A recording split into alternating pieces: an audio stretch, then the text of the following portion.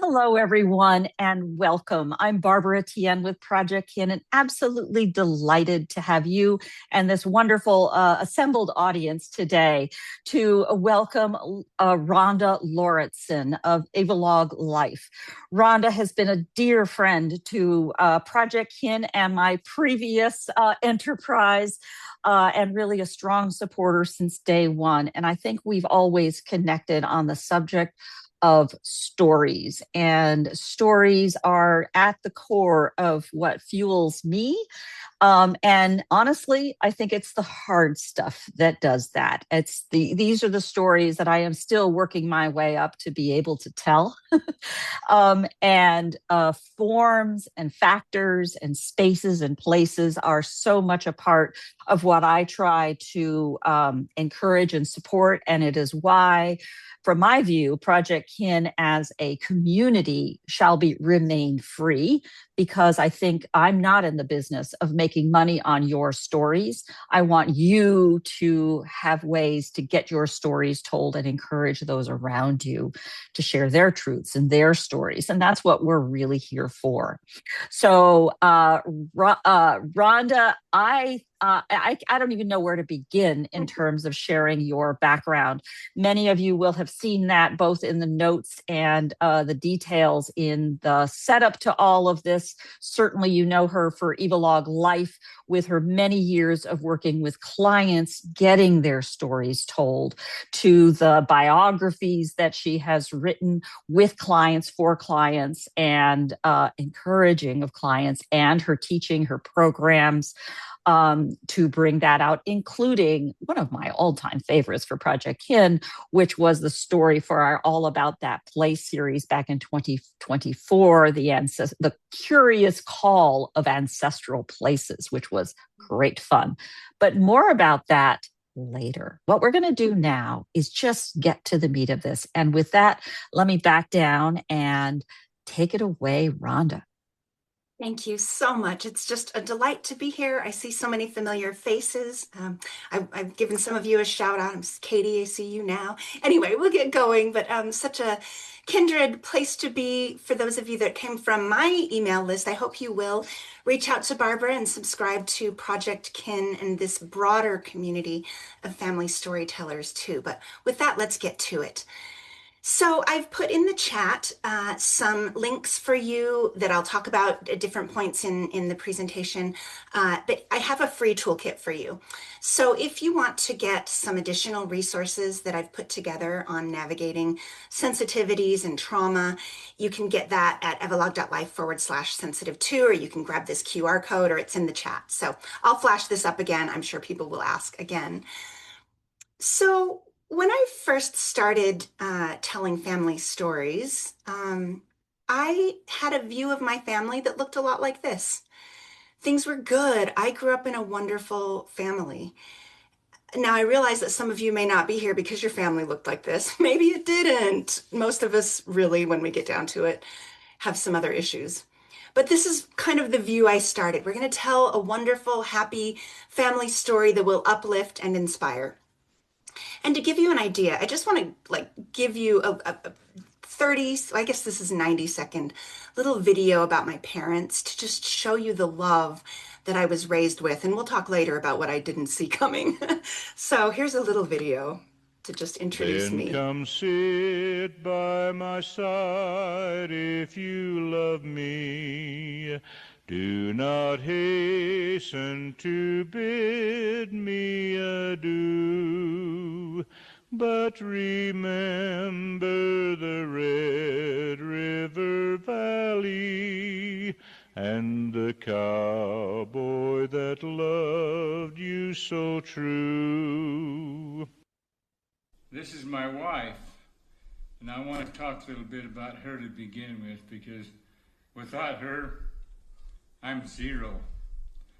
I'm pretty good on the ideas, but I ain't very good on the follow through. I've always considered my wife a very beautiful woman. I've never considered her cute or anything like that. She's always been gorgeous. are beautiful, and she made me want to do better. And that's why she's the spark. Then So that's the place from which I started on my own family's story. I started this work completely by accident. I had a different job. I wasn't trained to be a writer, but I got the call, a sort of emotional, spiritual call. And I started coincidentally, I don't think it's coincidence at all, but I started writing the day my dad died. And I learned that he had died in the middle of my first writing session. And I wanted to tell their story, and I wanted to tell about being raised in a family business with 6 brothers and their faith and the things they'd taught me and the love. So that's where I started. And there were some things I didn't see coming. First of all, I grew up in a family business, which is great until it's not. Also, I have 6 brothers. And let me tell you, I learned one thing, and that is siblings are touchy. So, if you're going to write about your siblings, there may be some things you do see coming and some things you don't. If you're going to write about your parents' siblings and they're still living, or if you're writing for a client and there are children involved, expect some sensitivities. So, we'll talk about that in a minute. But I do believe that true stories bring people together. They inspire. They help us understand what we're made of. They can show children who they're meant to become. And so that's the real goal behind what we do. But to get there, what could possibly go wrong, right? This is a picture of me and my brothers. In working in a family business, as I mentioned, things are good until they're not. And boy, I've been through it with them. And I am working again with my brothers, some of my brothers. Some I don't have a relationship with as much today because there were things. Anyway, we'll just leave it at this. So we're going to talk today about some of the things that could possibly go wrong. You may be in the thick of it right now, and I'm going to give you some tools and wisdom and lessons learned over 15 years of storytelling with families. Because let me tell you, I've never worked on a family story when something didn't throw us for a loop. And this is the stuff that will kick you in the gut. You might be going along and you're inspired, but when you encounter a sensitivity or a trauma in your own past or a secret, it's the time when you might think, I can't do this. I don't know if I can finish this. And that's why I'm here, because I want you to finish and I want to help you ultimately find healing and growth through the process and not get stopped cold in your tracks. So some of the things that could go wrong: DNA surprises or surprises in the paper trail, abuse, addictions, mental health, suicide, crime, or unsavory activities of our family members in the past or present, emotional immaturity. Do any of you in this room think of maybe you've never heard this book or thought of yourself this way, but adult children of emotionally immature parents. Oof. I put a link to a book on that topic because there are patterns intergenerationally that some of us, we don't have the parent. I had wonderful parents. I really did. We weren't perfect, but they were great. But I've seen enough that not everyone has good parents. Abandonment or feelings of abandonment or war and other trauma.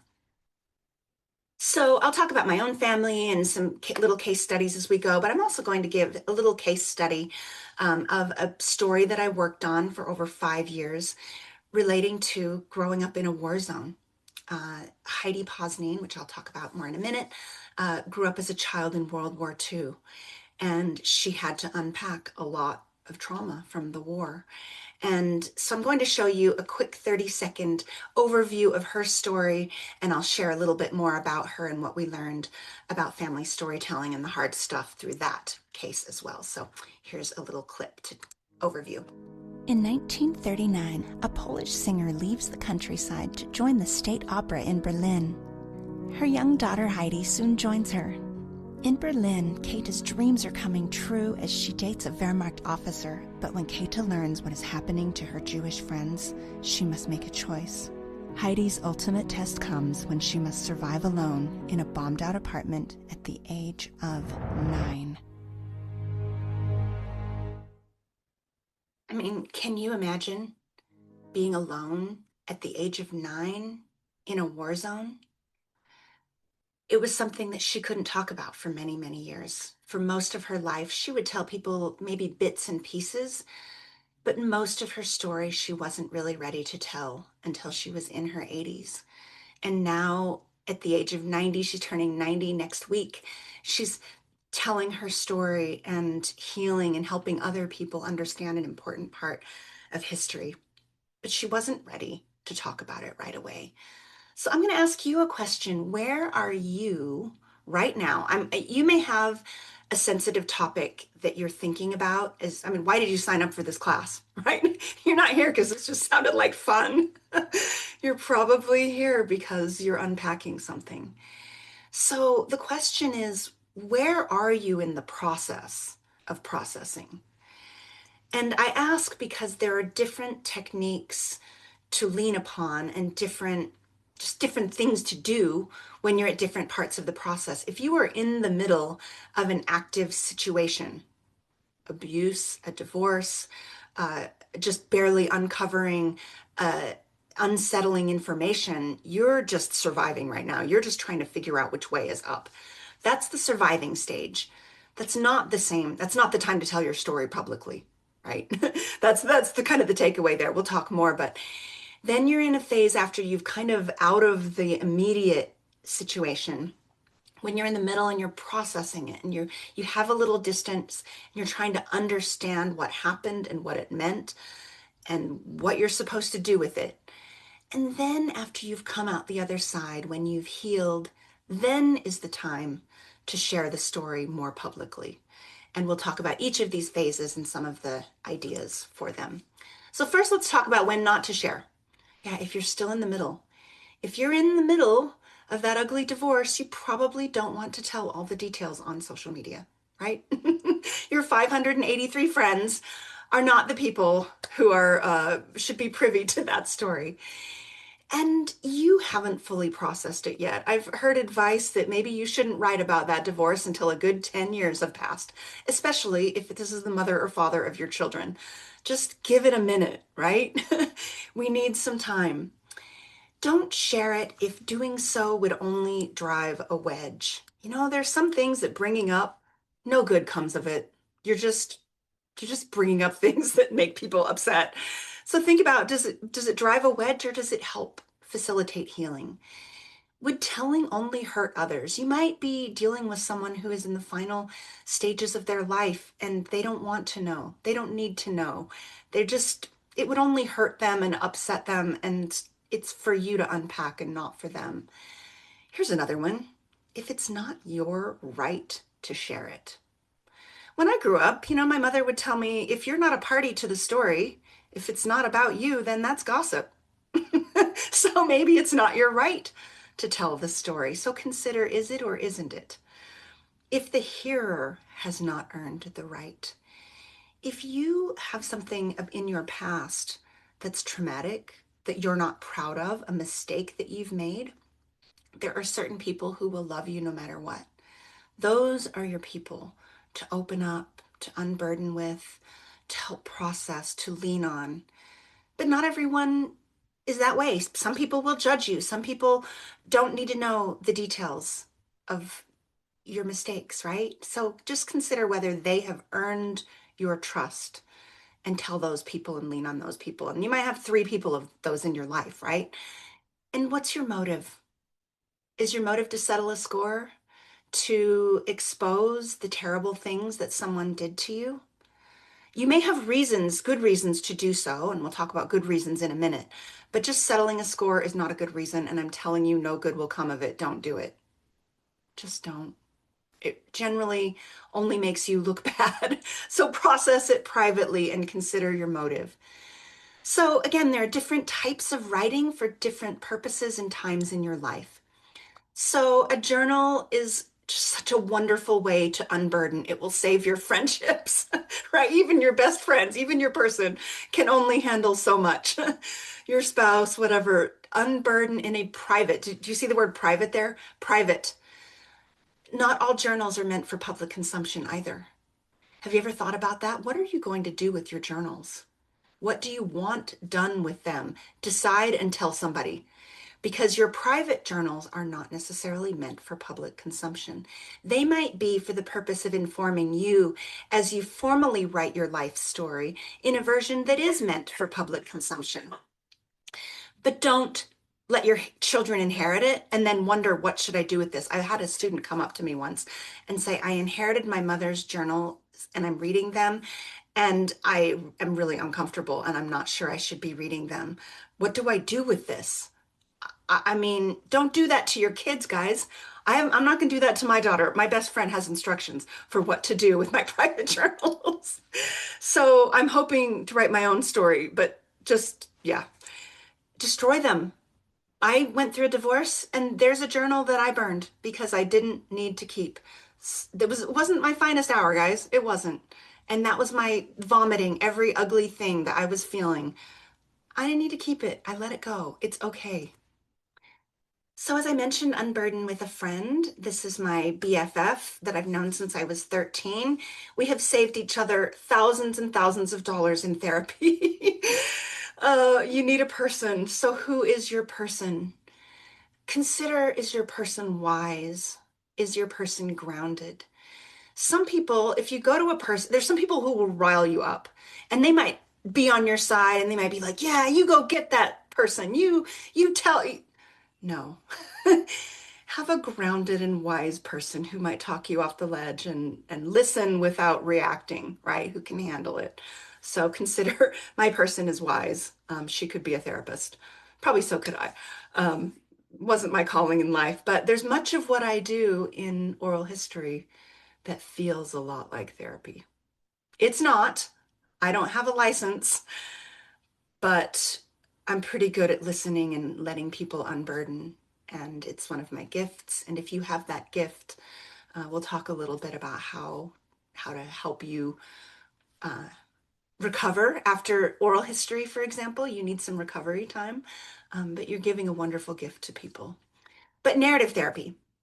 So you may need, I talked about friends saving therapy, but there are limits, there are practical limits to that. And there is a time to seek formal therapy. It can be an amazing resource. And we live in a day, I've been learning about Better Health. It's a subscription where you can get therapy via Zoom. There are AI resources. We won't talk about that today. That's a whole nother topic. But we live in a time when you can get support. And please do, because you might not realize that uncovering things in your past are going to throw you, and they might make you physically sick at times. You might need more support than you realize at this phase. But the thing about narrative therapy that's interesting is it's a branch of therapy that recognizes that we are telling ourselves a story about our lives all the time. And we're not even aware of it, but it is happening every day, all the time. And we have deep-seated stories that we've been telling ourselves about our past, when the facts are few. The actual objective facts are, maybe 5 things that actually happened, and the rest of it is a story we're telling about ourselves. And that story may no longer be serving us. It might not be a helpful narrative. And in narrative therapy, they recognize that as long as we keep telling ourselves an unhelpful narrative, we can't grow. So what they do is they help us identify the story that we've been telling and reframe it into something that involves growth and becoming a survivor instead of a victim, just for example. So that's a helpful thing to consider. There's something else called therapeutic journaling. And it's actually a pretty simple practice. I've included a link in the notes to an article I wrote about journaling and different types of journaling, but I've got some details there about therapeutic journaling. And this is what the U.S. Department of Veterans Affairs says about it. Therapeutic journaling has been shown to be just as effective as trauma-focused cognitive behavioral therapy. That's a mouthful, but basically traditional therapy, which can be time-consuming and expensive. It is considered an evidence-based treatment. Therapeutic journaling can also be a way to reach people who are unwilling or unable to engage in psychotherapy. So it's a formal practice. You can read about how to do it, but powerful stuff. So tools for yourself. We talked about some processing and getting support. When you've kind of come out the other side and you're ready to share, that's a big part of what we're going to talk about today. So when should you share the hard stuff? When you're out the other side and you've healed and you've got some perspective. When you need to speak your truth, when you feel called or compelled to come forward. It's powerful when victims speak, to get the ugly things out of the dark that may have been thriving in the dank, dark places for generations. We have an opportunity to bring these things into the light so that they can shrivel up in the disinfecting power of sunlight. We live in a day when that's possible. Others may have a right to know what happened. They may need to know the patterns in your family so that they can heal and recover. You may need to prevent harm and heal abuse. If you know of a pattern of abuse in your family, it may be time to come forward because abuse tends to have patterns. And if there's one victim, there may be more. And there may be people who are in danger because of your silence. And I've personally been involved in family situations where victims came forward and there were more victims. And that was why the victim came forward. So that's a consideration. Whew, I know that's so heavy. So on the upside, we can share hard things to uplift and inspire, to recognize that our ancestors survived things that were hard. They survived and we're here because of it. And we're tough because we inherited that from them. And also because problems turn pages. If you're writing your narrative, hard things are compelling and they make us wonder how the hero is going to get out of this difficult situation. Problems are what make us curious and make us want to keep reading. So if you want to write a page turner, write about the hard stuff, right? So that's another good reason to do it. I mentioned oral history. This is Heidi today, that 9-year-old girl who grew up in Berlin and lived alone. And she is beautiful and radiant. And if you've been at any of my classes, maybe you've seen this picture, because I adore this woman. And this is not a staged photo. This was me sitting across from her one day on her patio with a lavalier mic on, and she's reading love letters. And it was a profound privilege to hear all about the difficult things that she experienced in the war and to bring her story. We spent 5 years together working on her story and making it into a book, which I have behind me. And I mentioned, but as I mentioned, oral history can be incredibly therapeutic for the speaker. I've been hired to take an interview from one person, one story, in which they've told me some of the most profound experiences of their entire life that they haven't told people before. I've heard people unburden things, secrets that they haven't shared before because they're at the end of their life. So if you are a person who gathers oral history, consider the responsibility that you have to be a sensitive, open, compassionate listener, to handle their tears, to have tissues nearby, to not break the silence, to just let them speak and to be a container for it, to honor the fact that their story is confidential and that they own it. And if they tell you, it's up to them to decide how it gets shared further. So you have a responsibility as well. That's just a couple of quick notes about oral history. But I want to share with you my very most favoritist, that's the wrong word, but my favorite interview question of all time. And this is, tell me about a time you didn't know if you would make it. This isn't the question you lead with, right? We start with open icebreakers and openers, and we gain trust, and it might be several interviews even into it before we talk about this really hard stuff. And it doesn't have to be something, incredibly traumatic. It could be a time when someone was in some mischief and they didn't know how they were going to get out of it. It could be physical danger. It could be, caught in a storm. It could be cancer. It could be their marriage or your marriage. It could be a time your business didn't know if you could make it. But this is the stuff that shows what you're made of, that shows the person that you're talking to what they are made of.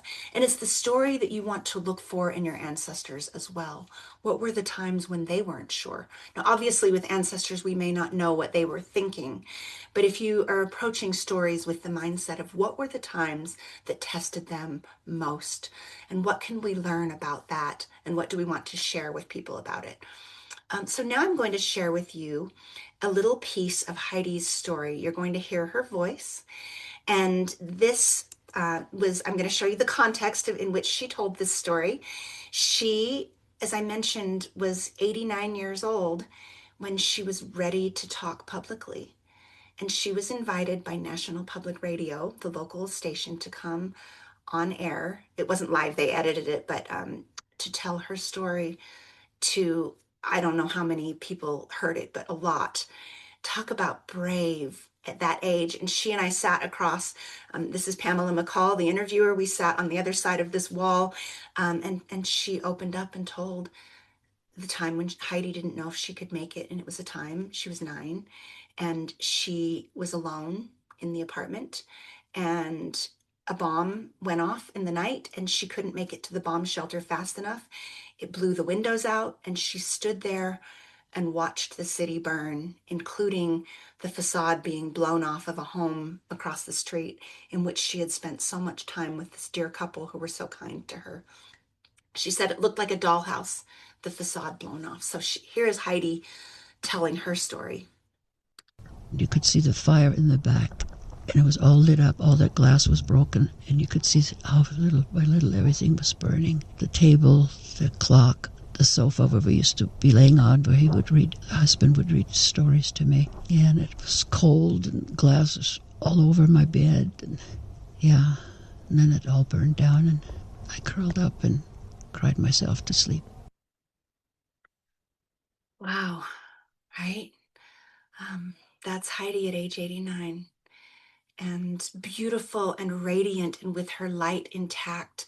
And she's an inspiration. I'll tell you, my best friend, her daughter is a young adult, and she looks to Heidi as an inspiration for someone who came out of the hard things, not a victim, right? As someone who wants to share and who has joy and humor and sees her strength in herself. So this is what telling our story can do for young people.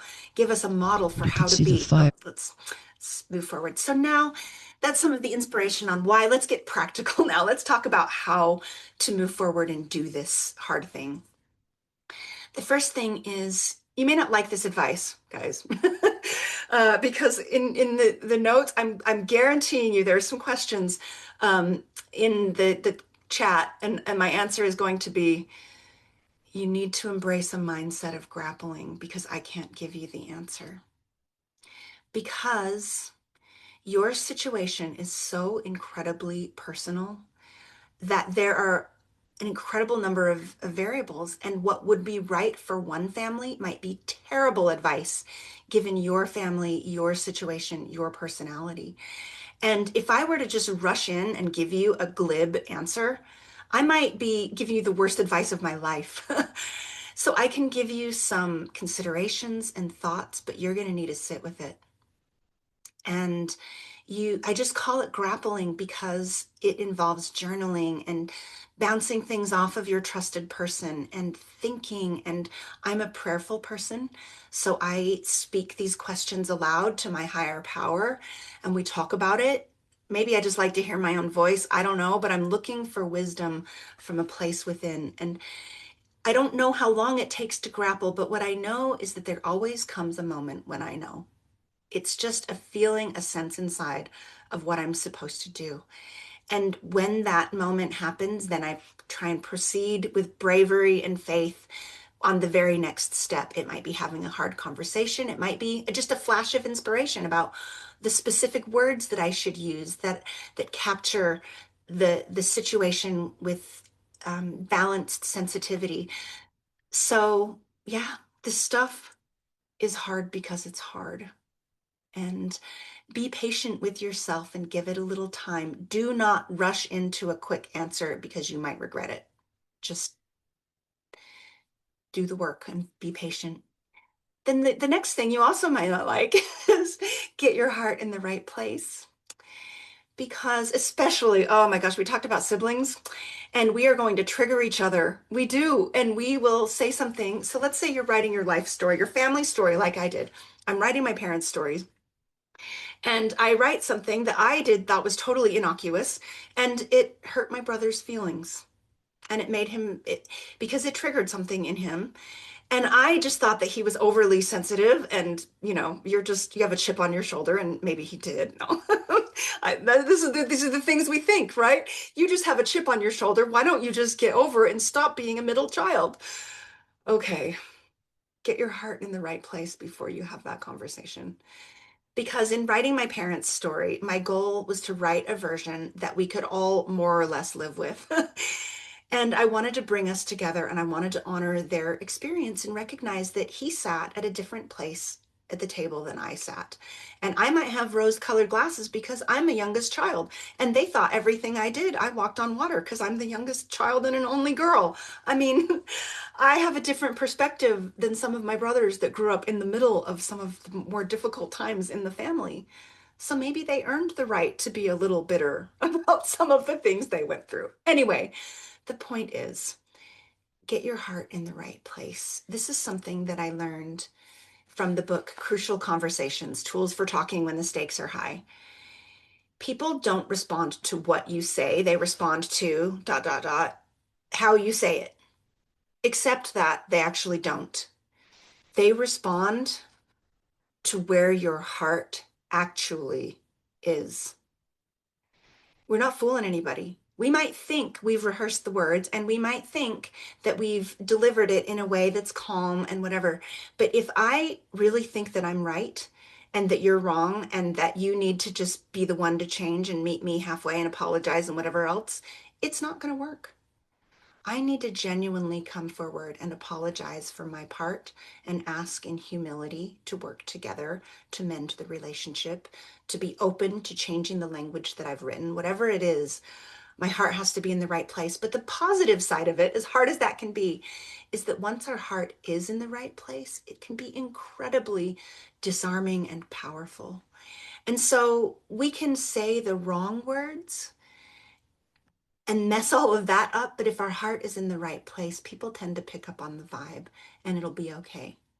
So try that first before you go into a difficult conversation. There's also the power of what's called a sincere apology, also by Crucial Conversations.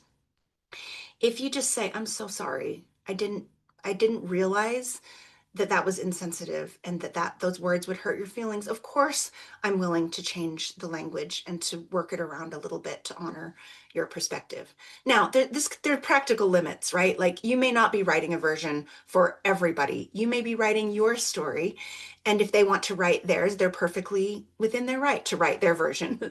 That's fine. That's one perspective to take. I'm not telling you what you should do here, just giving you some thoughts.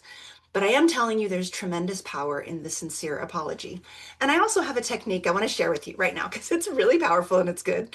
And I call it the advance apology. And it goes a little something like this. I've written a family story, maybe for a client, maybe for my own family, and I want some feedback on it.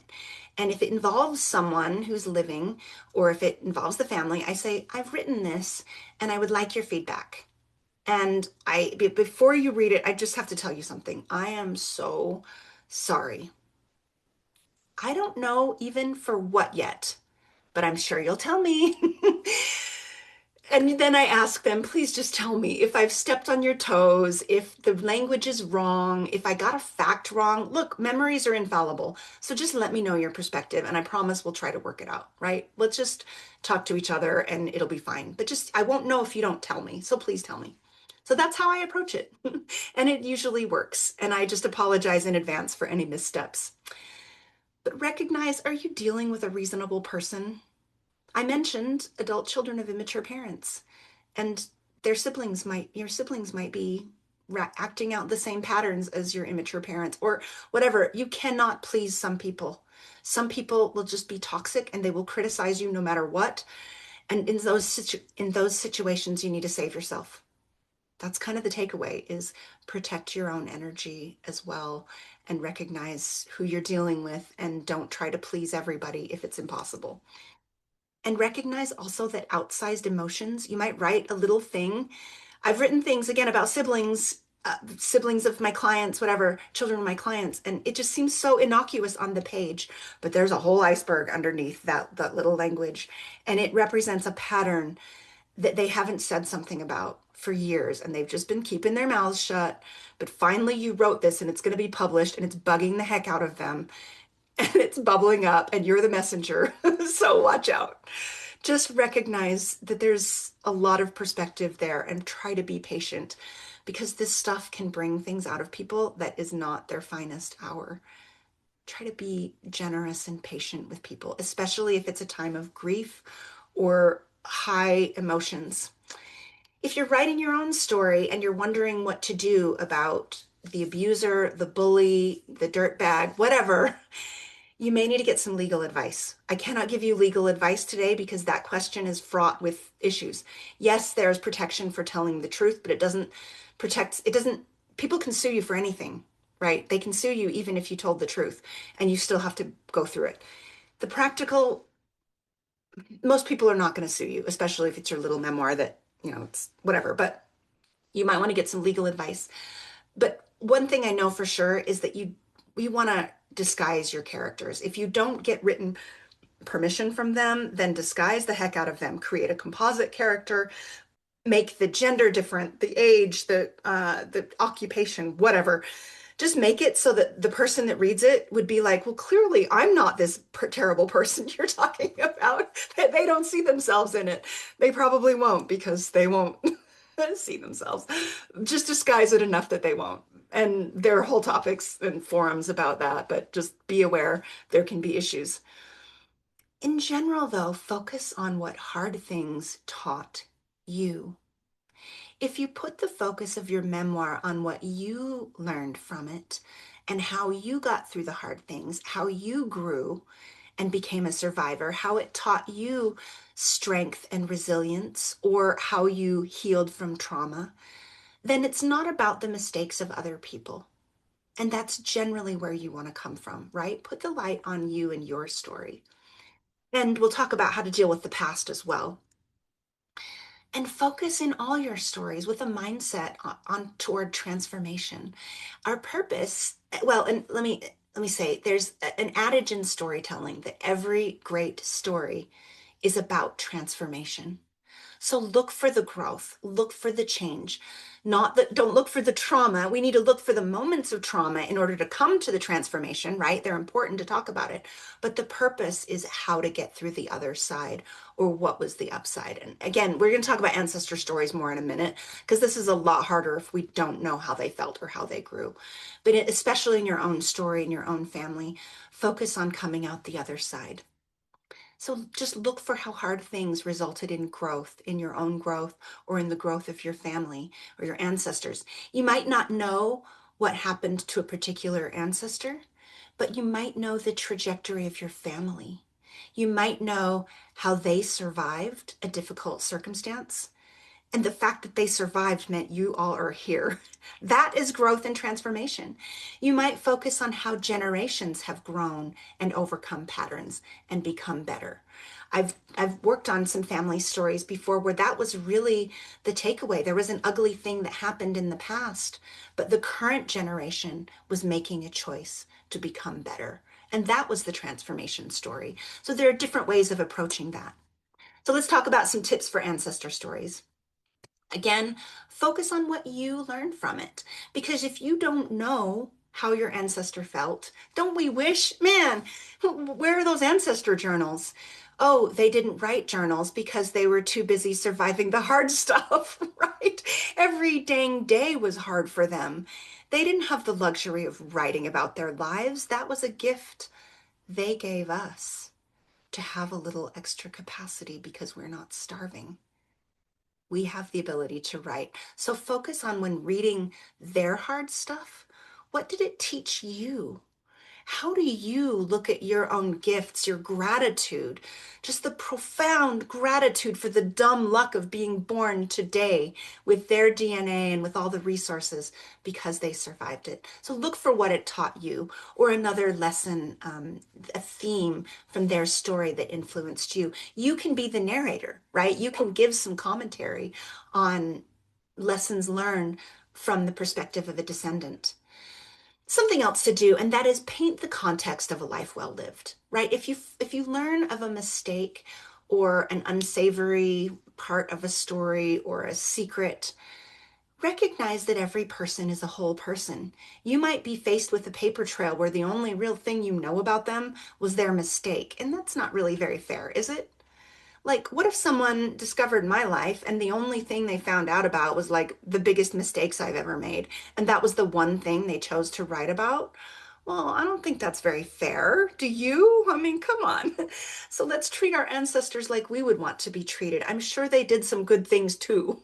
Even abusers have their strong points, and I'm not apologizing for abuse in any way, but I am saying that every person has their own traumas, the things that they that made them the way they were, the way that they were abused, the patterns they inherited, the time and place in which they lived. So paint the context, if you can, of the other things they did. I have an ancestor who's kind of a scoundrel. You know, he was back in the 1600s, he came here, and there are a lot of really crazy things that he did, and he just was kind of a scoundrel. But dang it, he's the ancestor to like 10,000 people now.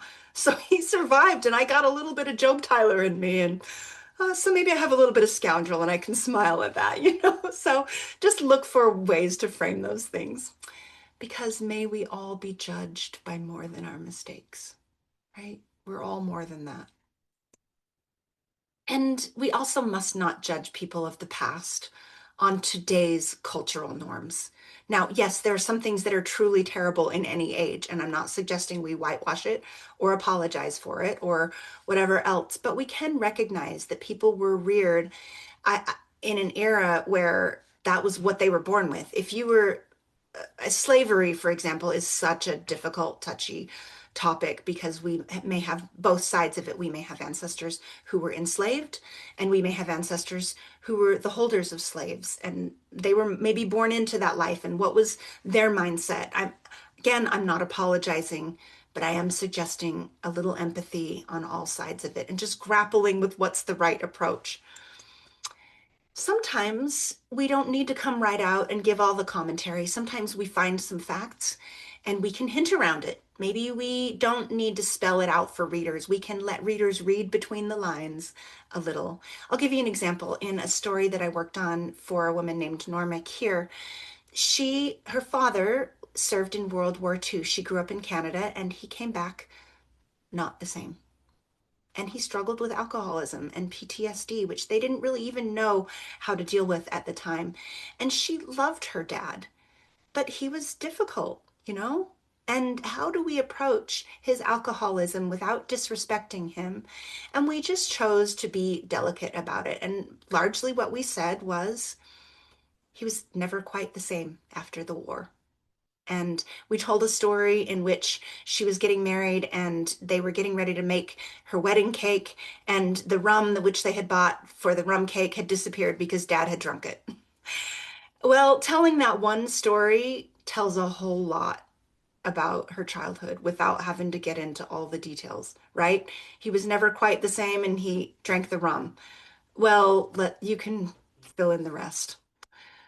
So here's some language to consider. We may not always know the facts, right? The stories that we're told might be hard to substantiate. So we can use words like a whispered rumor, or the family story goes, or conflicting accounts say, or this person was accused of. We can say perhaps, I wonder, maybe. There are practical limits to perhapsing. Don't overstep too far.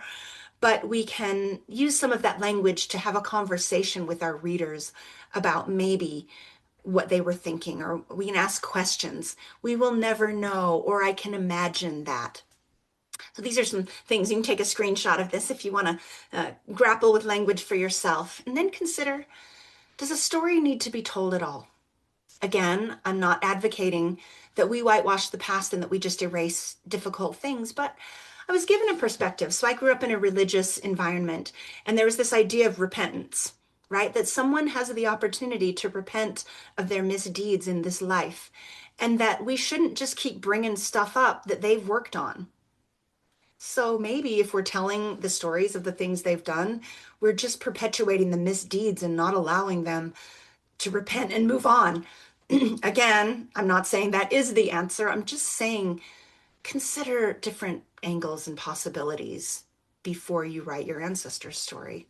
So, should you reveal a secret? Well, will any good come of it? Is there a reason to? Is it your right to reveal it or tell it? Have you made a promise? Do others have a right to know, though? I mean, are there descendants that should know the truth? Is someone's safety at risk? I've mentioned abuse and potential patterns of abuse and other victims and other people that may need courage to come forward. Do family members want to know? I mean, let's be honest. We've all got family members that just really want to believe that everything was perfect. And if you told them, it would shatter their reality. And they're too old to burden with this stuff. So just don't, right? Just consider your motive and what people want to know. If you're a professional genealogist, also ask the question, if I uncover something that you might find unsettling, do you want to know all the facts? And as a professional genealogist, you probably have a responsibility to report all the facts, but it's a good idea to have that groundwork laid before you lay on something really heavy that they may not have been expecting. And sometimes we just report the facts. Sometimes we don't need to editorialize. Sometimes we don't need to tell a whole story about it.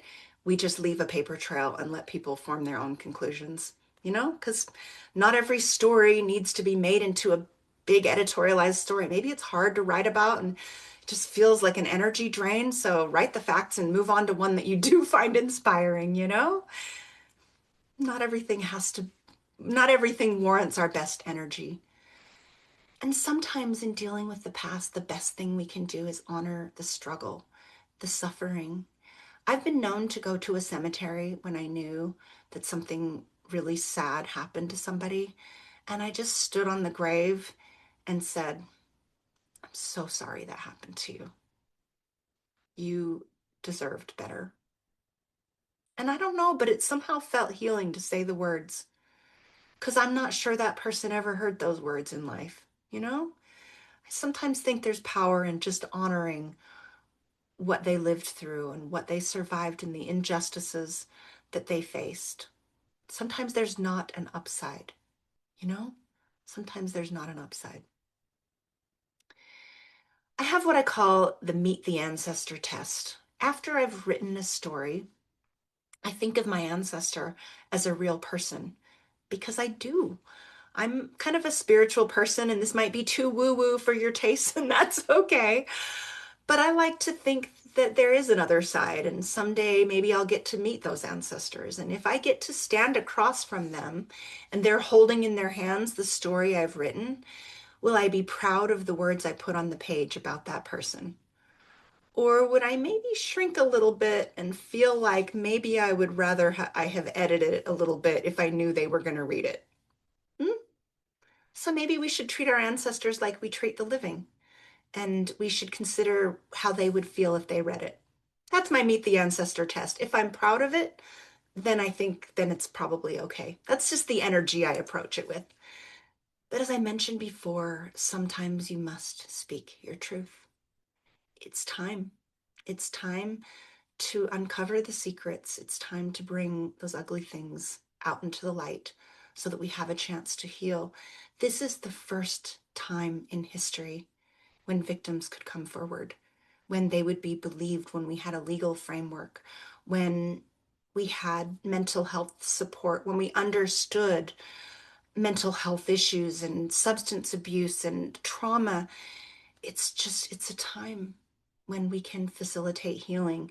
I heard an interesting term the other day called an intergenerational errand. It was from the lady that does couples therapy. I think it's a series on Showtime. Anyway, she's an amazing therapist, and she talked about this idea that we inherit stuff, we inherit trauma. Sometimes we take on intergenerational errands more than we should too, and maybe we need to let some stuff go. But speak your truth if you must. Get support, please. Recognize that this stuff is hard because it's hard, and it may take more out of you than you realize. And so don't be afraid to get some therapy, to lean on other people, to journal, to give yourself physically some recovery time. If you are the hearer of a story, I need a little recovery time after those interviews. I mean, I just do. I don't know how therapists do it all day long, frankly, but get some support, because in the end, you can come out of it with a story that changes the ending. I believe that when you tell your story today, it changes the ending for you, because when you finish this process, you will be a different person than when you started the writing. Think about all that you've processed, all that you've come to terms with, the healing that you didn't even know you needed, that you didn't know family needed.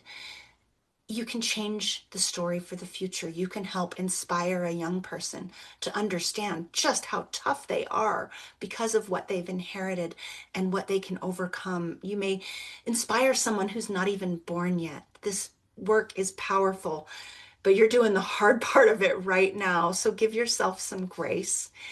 And I think that's my last slide. I guess I just wanted to show one more. If Heidi can do it, so can we, right? Here she is living her best life at 90. It changed her story too. She told me that she's even last week I talked to her, and she said, if it hadn't been for this book, I think I'd be declining really fast right now. Because she's just kind of going into herself, she was old and very independent, fiercely independent. Any girl that can survive at the age of 9 on her own can also survive at the age of 90. But she's outlived everybody, and she's just quietly living out the last years of her life. And then she came forward, and now she's a celebrity in her town. Everywhere she goes, people want to talk to her. They want to take her to dinner. They're taking her to the opera. She's speaking and using her voice and being an inspiration. I mean, it's incredible. We couldn't have seen that coming, that she would be interviewed by news outlets around the world at this age. I mean, you just never know when you start on a journey. When I first met with her, I thought it was going to be a quick little family history, because I certainly was not qualified to write a World War II Germany story. Thank you very much. But 5 years later, here we are, and it changed me too, because I love her, and these things change you. So that concludes my talk. Here again is that link to the toolkit that you can get. And now we'll take questions for another few minutes, Barb, and then you can decide when you want to cut off the recording, and we can stick around. I have a feeling there will be more questions than we can get to in the recording time, so we can do some off air as well. How about that, Barb? Sounds like a plan. Indeed. And you can take the slides down. Don't worry. All of her presentation will also be in the recording, so you can pick up all of the materials that way as well. And I did catch at the beginning of the talk, Rhonda shared a whole list of wonderful links, and I've been taking notes here too, which I will include in the notes. Wow. Thank you. Thank you. Thank you, Rhonda. I love the idea of asking yourself whether a story warrants your best energy, and taking the time to put something down, to dig that deep, to deal with those hard things, has to be worth your best energy to go into it. Sometimes it takes some digging to figure that out first, which is important too. But enough with my thoughts. We have a lot of questions here. Let me just blitz through these. Again, I've made little notes with a green check mark when I heard you. So let me pop through these as I get there. And if I miss something, please just drop it again with the 3 question marks. So Richard Baldwin asks, my father bore 4 children with my mother, but also married another woman in a different state and bore 2 children. My brothers and sisters know, but our children do not. How could I, or should I, address this information in a public genealogy site? I have another difficult situation, less current, but we'll address that one separately. Go ahead, please. Okay, so your children don't know. I mean, I would first ask, His children do know. your children do know, but the other children, the other family's children do not know. Is that correct? I Should don't get know that the right? state of, I don't know the Okay. state of that, not So state. that's, I guess, a question to learn who knows what, and do they want to know? Because eventually it's probably going to come out. Somebody's going to get a DNA test and they're going to find it. Like, we're in a day when they may discover it without having any context. And they may come to you angry. Why didn't you tell us? Or you knew and we didn't. And I mean, you have to Yeah. kind of consider all the sides of what might happen and consider the possibility of, is there a way to gently reach out to somebody? Can you get their contact information? Do you have it?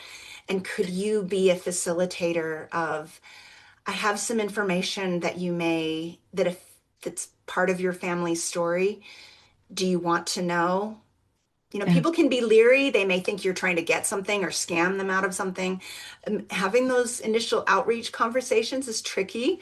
I sometimes banter with AI on like language and different approaches, but I usually just sit with it. I draft it, I sleep on it, I come back, I beat it up from different angles and consider different possibilities of how, of what might happen if I go down this path. What are the consequences? There are consequences either way.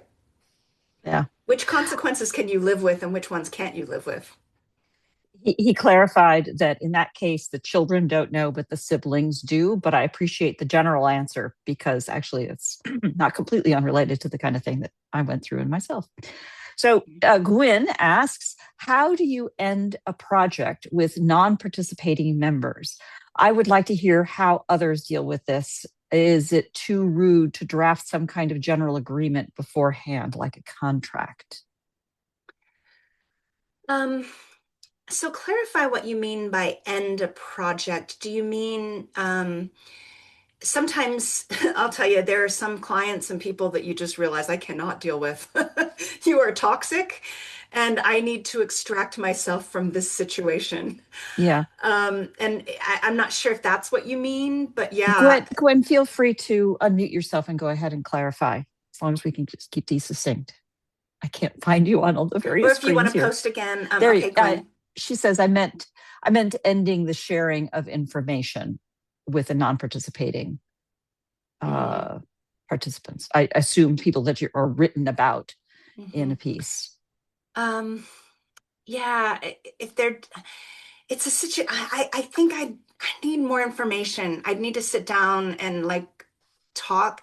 So what I would recommend is that you find a trusted person if you have a writing group or a colleague that you can share back and forth and just talk through the facts of the situation and try to get some perspective about the next step. I have a professional group where we write client stories, and we often, in a confidential environment, say, I'm dealing with a sticky wicket.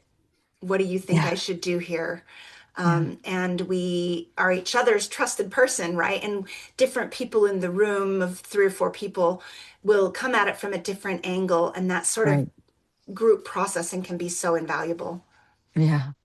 So Ron Gilmore asks, sensitive items, when the folks are involved are dead, who cares? It's a great question. Yeah. By the way, hi, Ron. I know you. So yeah, I mean, that's a perspective, right? The people that are involved are dead. Fine. Tell their story. I mean, I just like to use the ancestor test, though. Did I tell it sensitively? Did I honor them in the process? And if I did, then great. Did I do it with some perspective, with some context?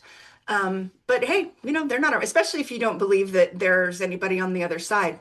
I mean, if your personal belief system is that what matters is the here and now, then you kind of have more of a green light, right? So I can't tell you what to believe.